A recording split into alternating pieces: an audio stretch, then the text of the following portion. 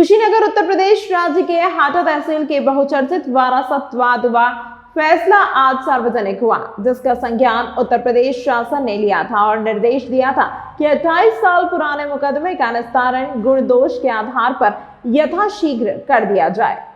उक्त मुकदमे की शुरुआत 1996 में मृतक स्वर्गीय महानंद तिवारी की मृत्यु के पश्चात कुछ भूमाफियाओं द्वारा आयोजित की गए नामांतरण प्रार्थना पत्र से हुई, जिसमें कहा गया था कि मृतक महानंद ने अपनी समस्त चल अचल संपत्ति का मालिक जारी अपंजीकृत वसीयत प्रथम पक्ष अपने पड़ोसियों पर सिद्धि नारायण, राम सिंगर आदि को किया है और अपना वारिश बनाया है। इसके विपरीत द्वितीय पक्ष, जो कि महानंद की 3 पुत्रियां थी, ध्याति, दुलारी, आरती आदि ने महानंद द्वारा हाटा तहसील में उनके द्वारा किए गए पंजीकृत वसीयत 14/5/1996 को लेकर दावा किया था कि मृतक के लीगल उत्तराधिकारी वो और ध्यानति के पुत्र दुर्गेश और शांतनु है। उक्त मुकदमा परसिद्धि नारायण बनाम महानंद इन्हीं दावों के परीक्षण से संबंधित था, जिसमें मृतक महानंद तिवारी के वास्तविक उत्तराधिकारी और साक्ष्यों का परीक्षण करना था। उक्त मुकदमा पिछले 28 सालों से चल रहा था और पिछले कुछ दिनों से इसका निस्तारण जिला प्रशासन और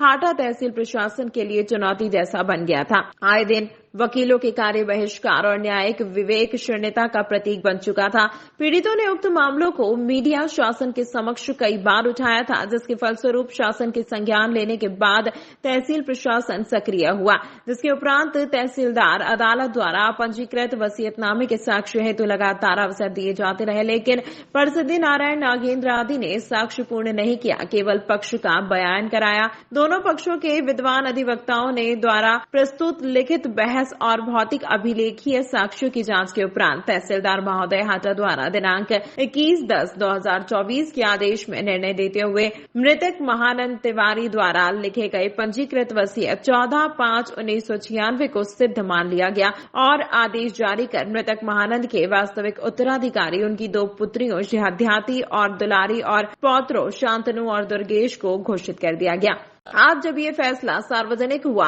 तब पीड़ित महानंद की पुत्री ध्याति, उनके पति और उनके बेटे दुर्गेश और शांतनु न्यायालय में मौजूद रहे और उन्होंने अपने अधिवक्ता याकूब अली खां का फूल माला पहनाकर और मिठाई खिलाकर स्वागत किया। पीड़ित ध्याति ने कहा कि उक्त फैसले के आने में उनके 3 पीढ़ी लग गई और आज न्याय पाकर उन्हें ऐसा लग रहा है जैसे सत्य बहुत काल बाद सिद्ध हो गया। उन्होंने न्याय जिंदाबाद और न्यायालय जिंदाबाद के नारों के साथ इस मुकदमे से जुड़े समस्त लोगों और ग्राम सभा के लोगों का आभार जताया। इस दौरान विजय, ध्याति, दुर्गेश, शांतनु आदि ने ढोल ताशे बजवाकर मिठाई बांटी और न्यायालय और योगी आदित्यनाथ का आभार जताया। लोकल से ग्लोबल तक की खबरों के लिए देखते रहिए सच्ची रिपोर्ट।